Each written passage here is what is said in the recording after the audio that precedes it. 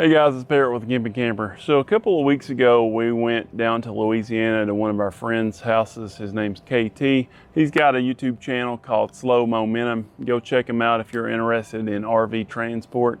He's a pretty funny guy too. But I just wanted to tell you that every year they do host a get-together for YouTubers and just fans. And so if you're interested in that, ask them for more information over there on their channel. But it's in northern Louisiana. And it's usually toward the end of April. Now, while we were there, there's no hookups because this is on private property. And so while we were there, we were staying somewhere that was pretty unlevel, and I forgot to get my extra 2 packs of the Lego blocks. Normally, I use the wedge type levelers, and I like those a lot. But if I know I'm going somewhere where I'll be parking on grass, I will carry some Lego levelers. I keep 2 packs in the camper, but to kind of cut down on some weight, I took 2 packs and I left them in the house. So I only put the extra 2 packs in the camper when I know I'm going to be going somewhere where I'm going to be parking on the grass, and I just didn't think about it before we went down there. So being that I didn't have a lot of these levelers, I put them all down and got back on them, and the camper was still pretty unlevel. And to add to that, it sunk down in the grass a little bit more that night and got worse. And it was to the point of it was hard to walk inside because it was leaning so far to one side. And so the next morning I went out with a jack and I jacked my camper up. If you're wanting to know how to jack up a camper, by the way, we have a video out on that, and we'll put that up here in the corner as well as down in the description. A lot of people find that interesting. My friend and sponsor over at Shelburne RV said that he didn't understand that people would really be interested in that. But I told him I thought a lot of people really were interested in that, and there was a lot of discussion on it. So we made that video, and it seems to be doing fairly well so far. But I used the jack, jacked up the axles enough to kind of make better use of the Lego blocks. So instead of having them slope down, I was able to stack them more in a tower and get a little bit more height out of them. And I was able to level our camper out. Now when we did that, I didn't notice at first, but when we walked around the camper, the driver's side landing jack was off the ground 3, 4, 5 inches. And so I had to do a little bit of adjustment on that, lower the leg down, add a couple of blocks. And no big deal. Well, then we got ready to leave and I went to take those blocks out. So I jacked the axles back up. I took the blocks out of the front tire, and then I went to the back tire and jacked it up. And it really was on a spot that wasn't so level when I was jacking it up that time. And I started hearing some gravel, like somebody was driving down the driveway that we were right beside, but my passenger side tires were still on the driveway, and the whole camper was starting to slide a little bit. So because of that, with the safety and everything, I thought, well, I'll just drive off of this back stack and it should be fine. So I went around to the front, I hooked the front of the camper up to the truck, and I went to raise my jacks up, and all was well until I noticed that my driver's side landing gear was not going all the way up.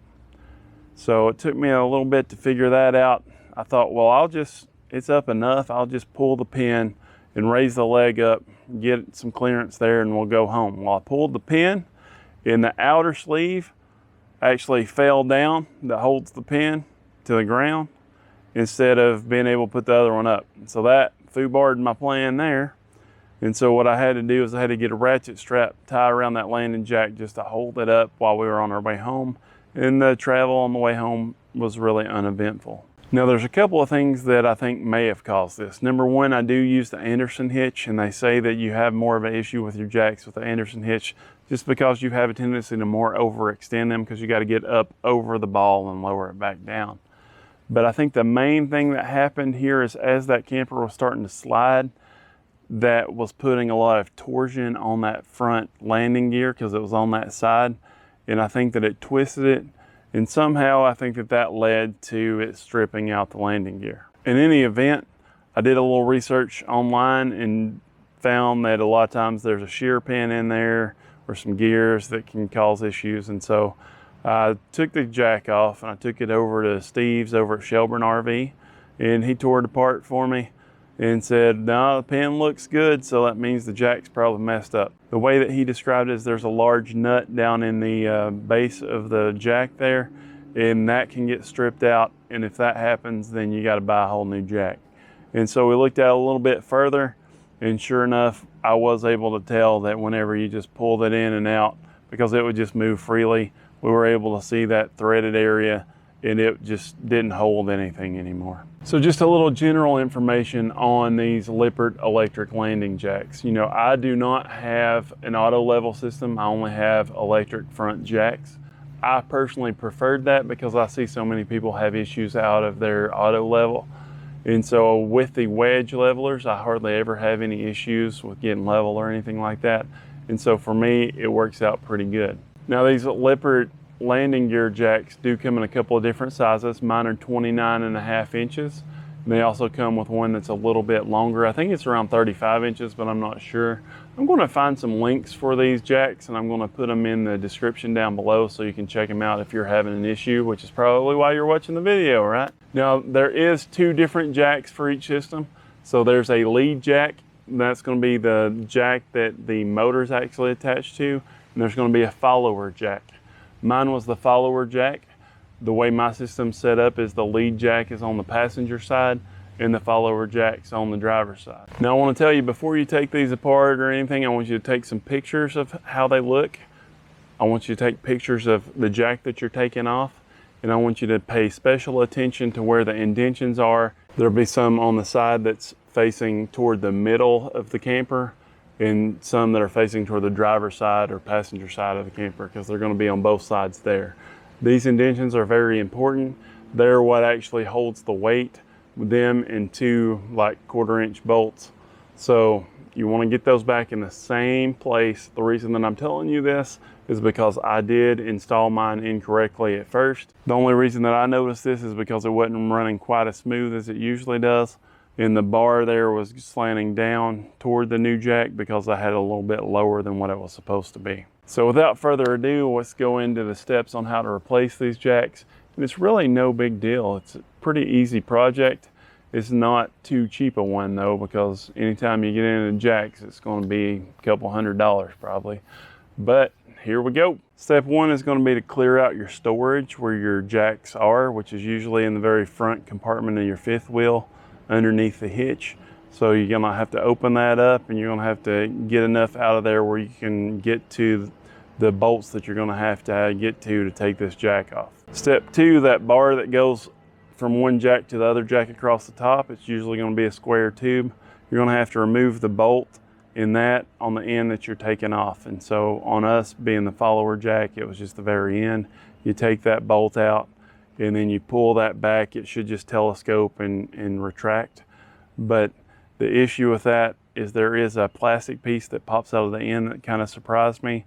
That's like a bushing that you want to hold on to that, because you're going to need to reinstall that when you put it back on. Step 3, what I would go ahead and do is go ahead and remove the pin and the foot from the old jack. You're going to have to do this eventually anyway.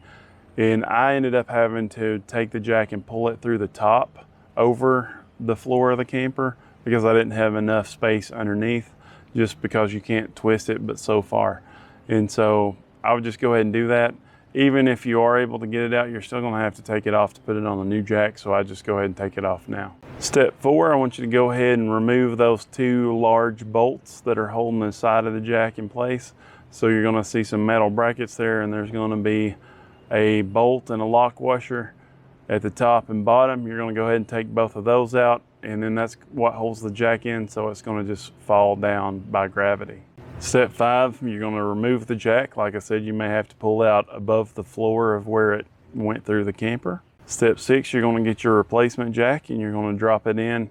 Really the only thing you got to pay attention to directional wise is the pin at the top that connects the tube that goes over the other jack. You want that to be pointing toward the other jack, obviously. And there's not too many ways that you can put that in wrong. Common sense saves the day here. Then I want you to pay close attention to where those indentions are on the side of that jack and line it up approximately with where it was before. And then go ahead and loosely attach those 2 larger side bolts. I don't want you to tighten those down yet. I got a little trick for that, so we want to just go ahead and just put them on loose right now. Step 9 is I would go ahead and reattach the foot and the pin in the bottom of the jack leg. Step 10, I would go ahead and reattach the bolt in that square shim in the top bar there that goes over the other jack. And then step 11, what I want you to do is to go ahead and get your blocking or whatever you usually park on when you unhook. I use a 4x6, so I took a 4x6 just because the holes will line up a little bit better. Set it on the ground under the foot of the jack. Went ahead and adjusted it like I was going to put the jack down. We get to step 12. What I would do here is pay very close attention to where those indentions are in the jack and where they line up with the trailer. And I would use the electric jack. Remember, it's only the side you're working on that's down. So I would go ahead and use that button and just push it to extend that just a little bit easily, being very careful about where your fingers and stuff are so you don't mash your fingers, but just to add a little bit of pressure to that jack so that it actually pushes the jack up in place for you and those indentions are holding quite well. Step 13, tighten those main bolts. And then this project should be done. It's just time to give her a good test. So guys, thank you for following me here on Gimpy Camper. Be sure to like and subscribe. And anytime I mess anything else up on the camper, you'll be the first to hear about it. And you'll see how we fixed it. Do not forget to hit that subscribe button.